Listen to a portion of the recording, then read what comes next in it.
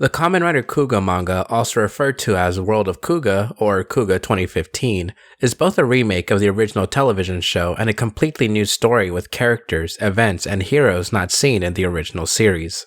It is interesting to note that this is not the first Other Worlds interpretation of Kuuga, or even the first manga adapting the series. A tie-in adaptation was published during the show's run in Televikun and the SIC hobby magazine some years prior to the publication of the Kuuga manga that began its own dark retelling of the series told through short novels and images of their collector's figures.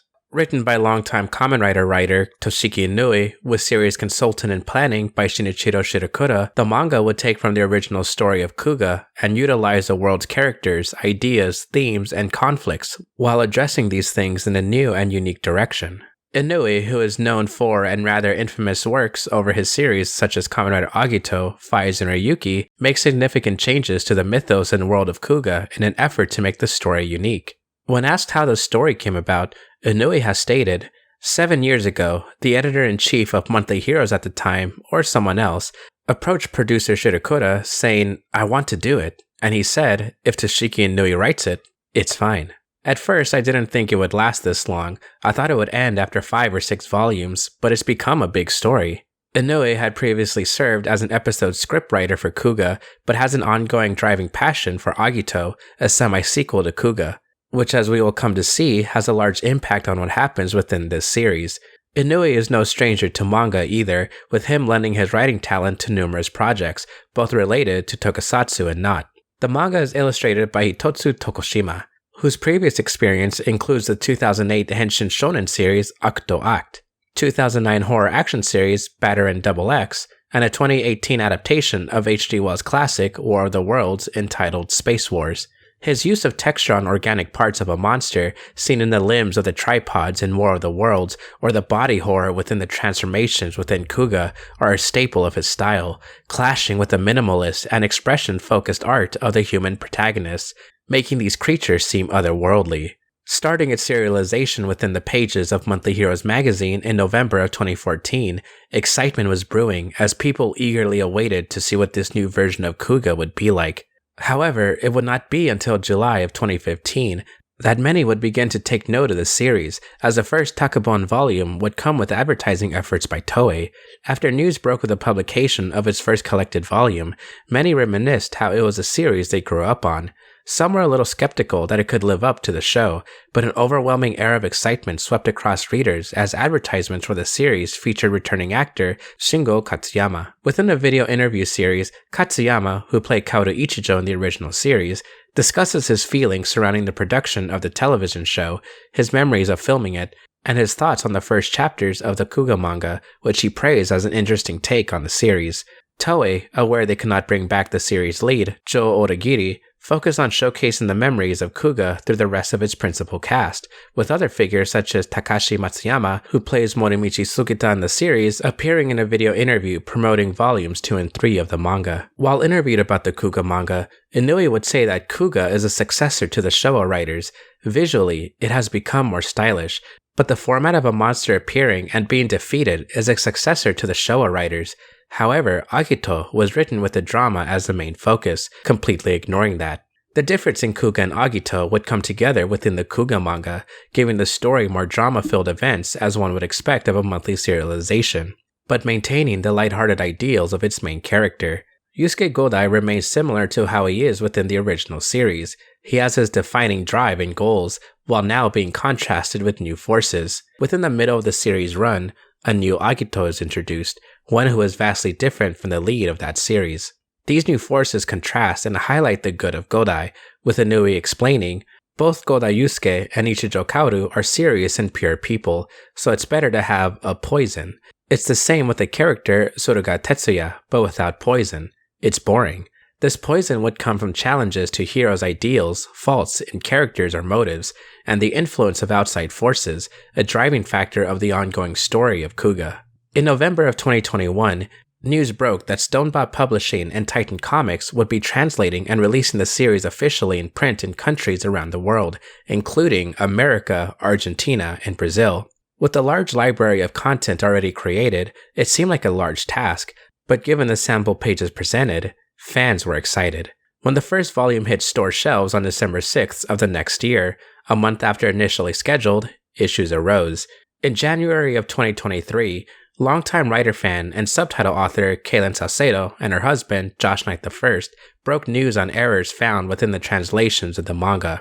While I don't want to get too in-depth about it here since we've covered it before, it's an important thing to discuss surrounding these releases.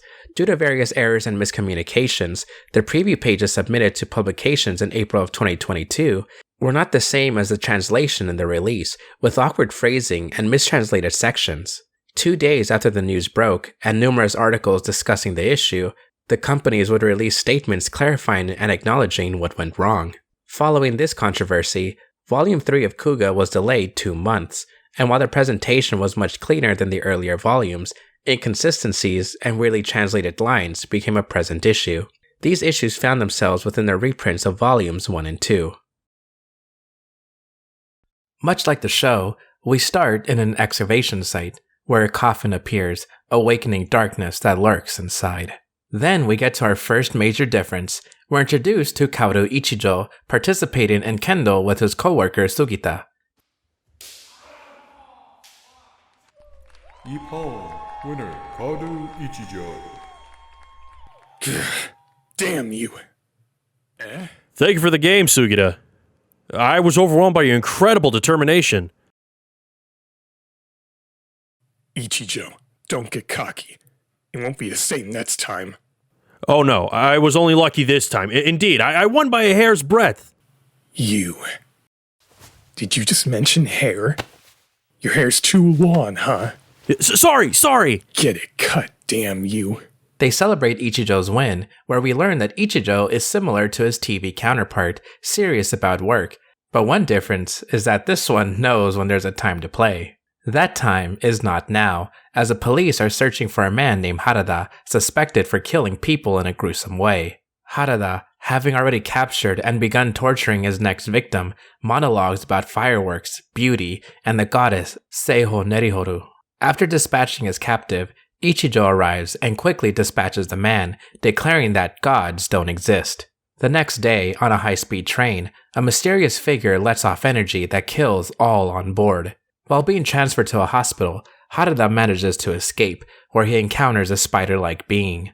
And when Ichijo arrives, he finds Harada a melting mess, proclaiming that his goddess has reincarnated and perishes on the street. Before he could process what happened, a cloaked figure emerges, letting off massive energy, eventually changing shape into a monstrous insect form.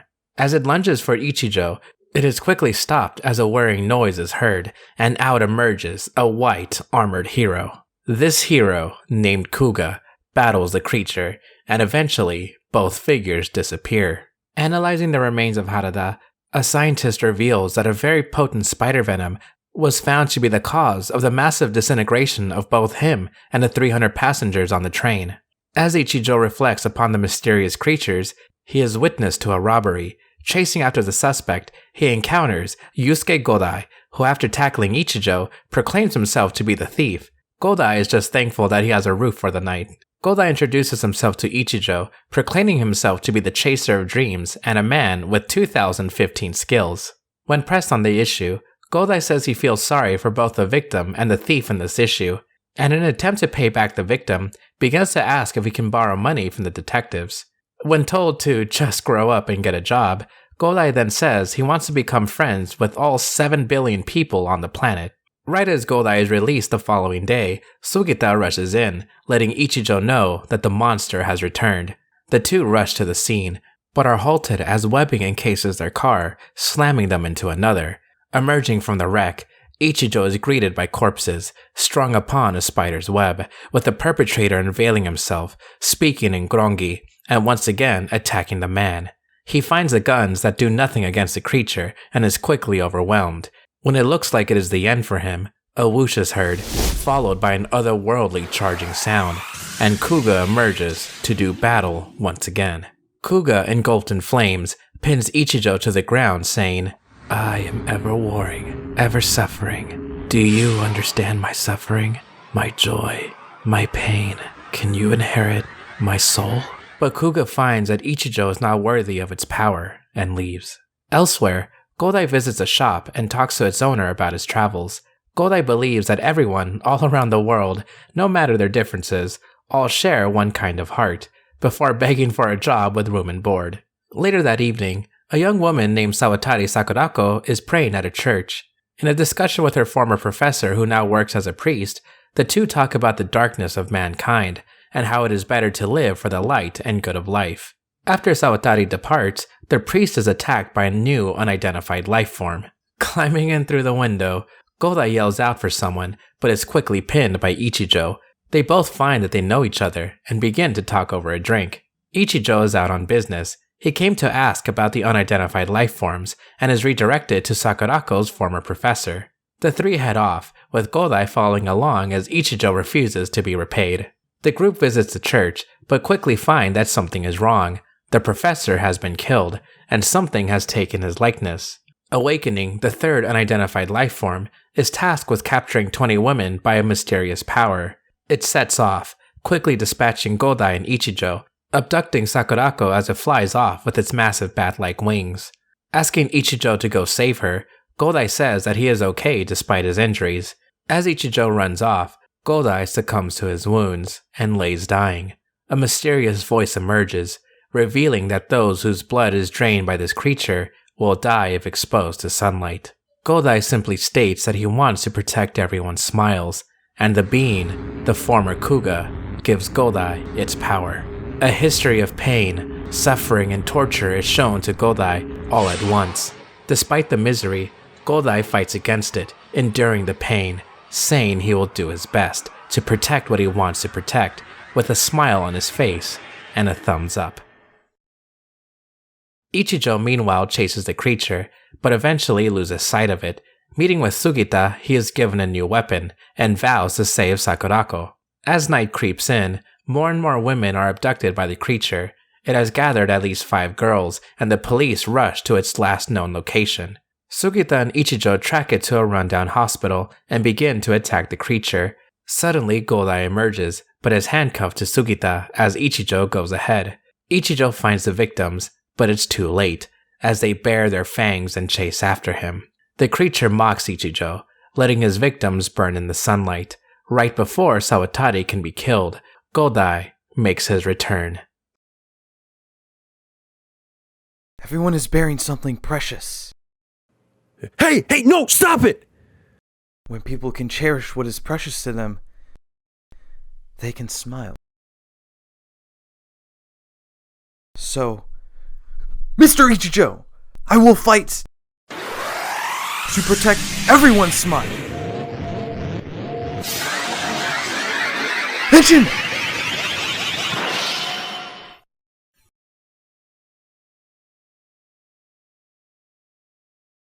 The first volume ends here, Godai transforming into a white Kuuga, vowing to fight to protect everyone's smiles.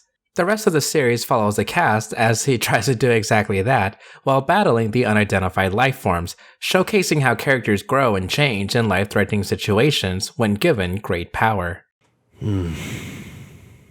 Godai. Don't forget. Fear. Anger. Hatred. Mr. Ichijo? Suppress your emotions. But for now, this is where we end the synopsis.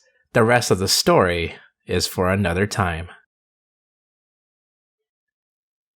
I think one of my biggest takeaways, especially to you guys who are interested in the manga, is that you should not expect this to be like the original Kuuga whatsoever. I mean, you'll see parallels. You'll see characters that you might recognize, but they're not going to be 100% the same. And to truly start off this review portion, I should be more upfront about this, where I'm actually not the biggest fan of Kamen Rider Kuuga. I appreciate the show. I respect what it does. I respect that it restarted the entire Kamen Rider franchise. It single-handedly revived it all. Clearly, I still try to support it when I can. I have my Kuuga shirt. I have the Kuuga Arkle somewhere back there, but I do try to support it when I can. I watch it for free on YouTube or Tubi, wherever you can, officially, with subs. It is out there for you to watch. While I did enjoy my time with it, it is nowhere near like my top 5 even. But to reiterate, it is a very good show. It is considered a masterpiece to many for a reason within the Kamen Rider fandom. So when it comes to the Kuuga manga, I really like that it's different. I mean, if I wanted to watch the show or watch anything related to it, I would just straight up watch the show. And that's also why I can appreciate other things such as the Kamen Rider manga, the original 1971 manga, or Kamen Rider Spirits, which is a whole new take on the show era, and it is very, very good. And one thing they all have in common is that they're different takes on the original idea. However, my personal gripe with the manga might be a little silly, especially to those who have watched the original Kuuga, in that it is a very, very slow burn. To a lot of people, that can be a great thing. To others, such as myself, well, it's one reason why I didn't really enjoy the original show. I will say that in the manga, things happen, quote-unquote, a little more often. While yes, the original Kuuga show does have its arcs, it is way more emphasized in its characters rather than an overall plot. But with the Kuuga manga, I think there is an actual overall plot to follow chapter by chapter with those characters that you love. Or in some cases, different versions of those characters that you love, because like I said, they're not 100% the same. And I think a lot of what carries the manga is the art. I love how detailed a lot of the transformation and monster scenes are. Like this is just one of the random fights in the first manga volume. It is so detailed, like that is insane. And like I mentioned earlier, it juxtaposes a lot of the simpler designs that are with the characters. And with the currently released volume that I got, volume 7, the artwork is still very, very pretty. And like I said, it is kind of the artwork that carries it more for me. But I will say the story does pick up quite a lot, especially when they introduced Agito. Well, there's a reason why I didn't want to go more than the original or more than the first volume, because the story is that good. It is fantastic. It picks up so much. I love it once they introduce him. Otherwise, my personal biggest gripe is that the manga is a very slow burn. It does pick up later, but for now, it is a lot of mysteries to go through to really build up. And you could say the same thing about the original show, so if you're into that, definitely pick this up. I think if you liked Kuuga and you want like a different take on it, a different iteration, or if you like Toshiki Inui, or if you don't like Toshiki Inui's writing, I think you'll see something interesting here. I mean, I think the Agito introduction alone would gather a lot of interest. And if you have been in the fandom, or at least you're more aware of what the manga does, I think there's some surprises down the line, especially if this continues to get translated. I think there's going to be a lot of really, really, really amazing just surprises there. I mean, there's some stuff that happens even further with Agito that you wouldn't really expect to happen, but it does. Don't ask me how I read the future mangas. But if you stick with it, it is very well worth your time. And I think that's the bottom line. Even though the show itself isn't for me, I do appreciate it. I do enjoy it. Even though the manga is a bit of a slow burn, I do appreciate it. I do love the art style. I love the characters. I wouldn't say one is better than the other in either iteration. But if you stick to it, I think you'll consider this a masterpiece as well. And of course, a big, big thank you to Titan Comics for sending me everything Kuuga manga related up until volume 7. It has been an interesting read. I will say it has been interesting. With all that being said, I'll see you next time. I usually have something to tease to here, but this is really the first time I'm doing this for a manga, so I think there is something to tease to.